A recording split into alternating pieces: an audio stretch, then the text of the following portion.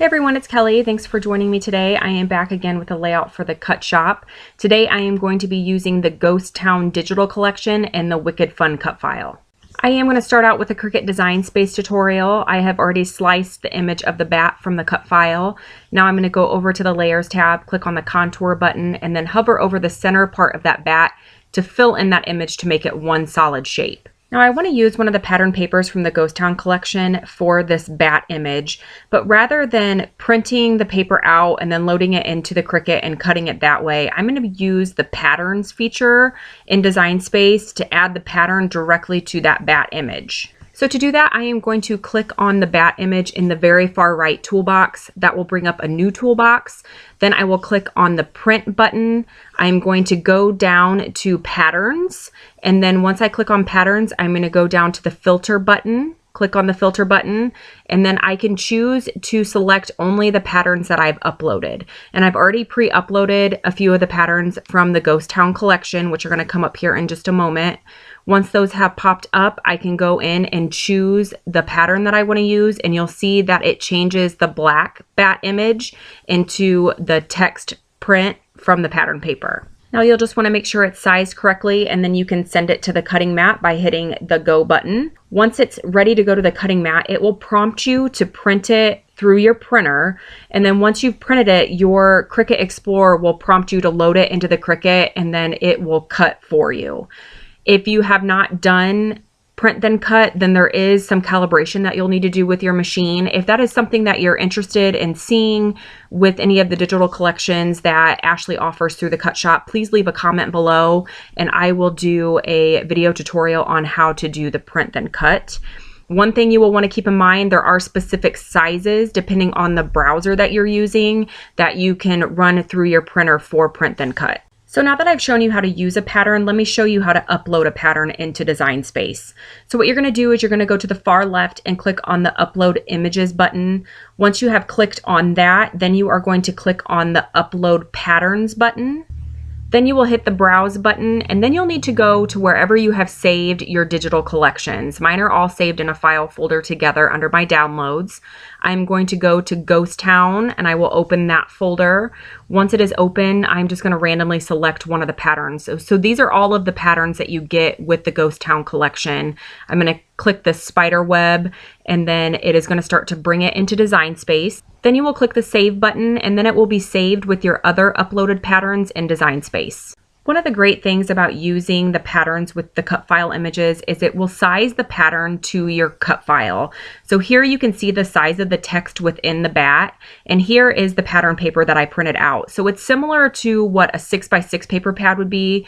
The whole pattern is shrunk down to fit onto that 6x6 piece of paper. Same type of deal with the cut file. The pattern is going to be shrunk down to fit inside the cut file image. I'm wanting to do a little bit of mixed media on this bat, so before I remove it from my cutting mat, I'm just using my cheap watercolors to put some orange color onto the bat. I wanted it to match or closely match the pattern paper that I am using for my background, which is one of the 12x12 pattern papers from the Ghost Town digital collection. And I am fortunate enough to have a wide format printer, so I can print it at the 12x12 format. If you do not have a 12x12 or a wide format printer, you can still use the pattern papers that are included in the Ghost Town collection. You'll just print them to a smaller size, 8.5x11, or whatever size that you choose to print them to. Now, when it comes to Halloween, I do have a lot of product in my stash, and some of it is quite old. So I don't know all of the manufacturers for some of the products that I'm using. So if I know who the manufacturer is, I will gladly tell you who it is. But for a lot of it, I'm really not sure, just because it's been sitting in my stash for so long and it's no longer in its original packaging. I do know that this cut apart sheet is from the new Close to My Heart Halloween collection. This is the Jeepers Creepers collection, and I am going to be using a lot of these cut apart pieces for layers for my photo. I am going to take some time to fuss with the layers behind my photo, so while I am doing that, let me tell you the story behind the photo that I am using today. So this photo was taken of Aiden back in 2012, and obviously it was taken around Halloween time because he is in a Batman costume, and it was actually taken at a NICU reunion. I've mentioned in previous videos that Aiden was born premature. He was 14 weeks early, so he was born at 26 weeks. He was right around the 1 pound range when he was born, and he spent the first 12 weeks of his life in the NICU. We became very close with a lot of the nurses. In fact, I'm still friends with a few of them. And it's a lot of fun to go back every year to see the nurses. Even though I'm friends with them on Facebook, it's great to see them in person and for them to see Aiden. And just the work that they do is amazing. Day in and day out, I just cannot imagine how exhausting it would be physically and emotionally to see these babies going through what they're going through. So they are heroes in my book, and I am always excited to see them, and I know that they're excited to see Aiden. He is perfect. He's healthy. He's smart. You would never know looking at him that he went through everything that he went through.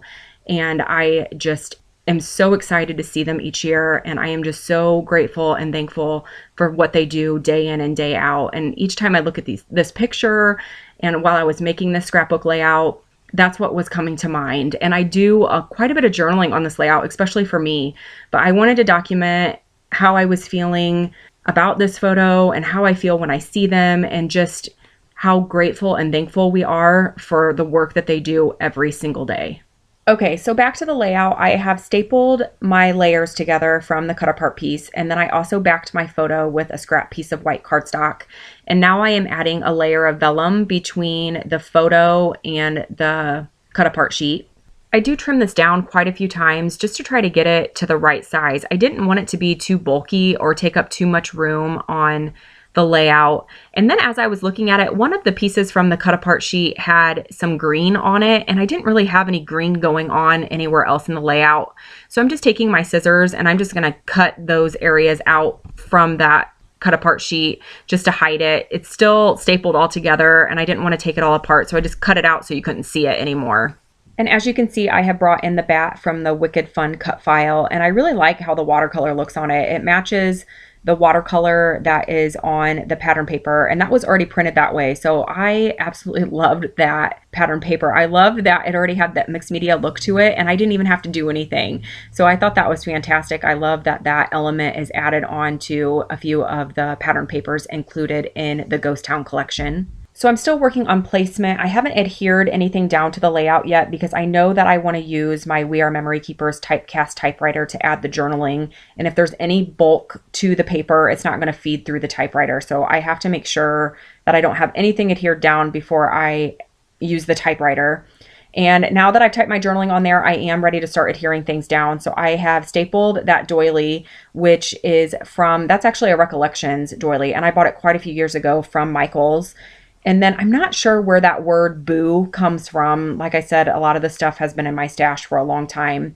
Those two pumpkins are ephemera pieces from the Ghost Town collection. Now I've decided that I want to add some hand stitching to that bat just to help it pop off the layout a little bit more. So here you can see what a difference that made. It really helps it stand on its own on the layout, and I really, really like that. It just draws a little bit more attention to the bat. All right, so now I am ready to start adhering everything down. So I'm just getting everything positioned to make sure that I have everything spaced correctly. That bat border at the bottom, I think that is a Recollections brand also, but I'm not 100% certain on it, so don't quote me on that. I am going to adhere that down first. That is going to help ground everything to the layout. I'm able to adhere it to the grid line on the pattern paper to make sure it's straight, and then everything else can be adhered around it. I am going to use liquid adhesive to adhere down my photo mat. It is quite thick, and I was afraid that my tape runner adhesive would not hold it in place for very long. I am going to use a few 3D foam squares on just a couple areas on that word boo. Because there are so many layers behind my photo and the word boo overlaps the photo mat and it goes on to the background paper, it wasn't laying even. So by adding the 3D foam squares just to where it's going to be sitting on the background paper, that's going to help it lay even all the way across the page. And then I do add another chipboard piece. It's the pumpkin on the top of the staff. I think it says boo to you. It's hard for me to see on this screen, but it is from Simple Stories. I'm not sure which collection it is from, but I do know that is Simple Stories. Now I am going to adhere down the pumpkins from the Ghost Town collection from the Cut Shop. And I couldn't find the second one, so it takes me a second. I shut the camera off and then I do find it. So I'm going to add the second pumpkin there. And then I do create a cluster at the top of the page. Those two paper strips are actually the manufacturer strips from the 6x6 paper pad from Crate Paper After Dark collection. I think it was their collection that was out last year. And I am just gonna layer them on top of each other at the top of the layout. And then I am gonna add this spider web border. And again, I think that's Recollections, but I'm not 100% sure. It could be K & Company. Again, don't quote me on it. I'm not real sure where it's from. And then I am gonna layer that on top of those paper strips and staple them down using my Close to My Heart mini stapler. Now I'm looking for some odds and ends to add to the layout. I did have a couple small typos when I type my journaling, so I am going to use a couple of these stars to hide those typos, and those are from the Close to My Heart Jeepers Creepers collection also. They are this black glittery chipboard. They're really, really pretty. So I'm just going to use my liquid adhesive to adhere those down. And then once I had those down, I was looking at those star clusters and I realized that I wanted to add something else to those clusters. I tend to like to group my embellishments in groups of 3, so I felt like the 2 stars by themselves didn't quite flow for me. So I went through my stash and I found these. They're similar to enamel dots. They're from Close to My Heart, and I just added that with the star clusters. I'm going to show you some close-ups here, and as I was showing you the close-ups, I realized I had another typo. So I'm just going to come in with some white acrylic paint and just add a little wash over that typo just to hide it, so that way you don't see it included in the journaling. And that is going to wrap it up for this video. I am going to leave you with some still shots. I do want to mention that I have received quite a few requests to show how to upload a cut file from start to finish from the Cut Shop.